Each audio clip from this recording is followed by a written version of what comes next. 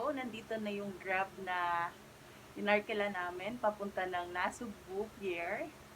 And for 3,000 pesos lang yon, instead of mag-arkila kami or sumakay kami sa door-to-door, which is 1K din kada isang tao. So, dito na lang sa Grab kasi mas comfortable, tas kami lang tatlo ng anak ko kasi magmamotor si Arnold.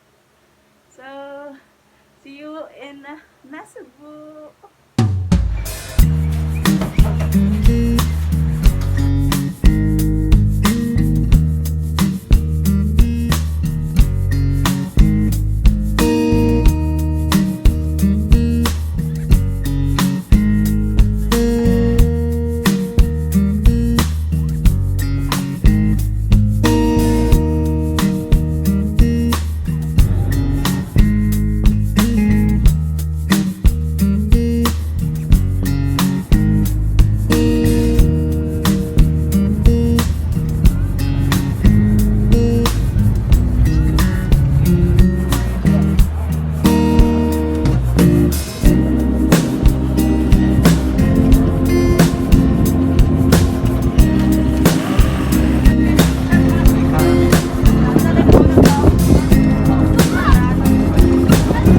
Yung sasakyan ni Matt.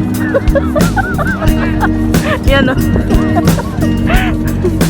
Hindi, joke lang. Ayun o.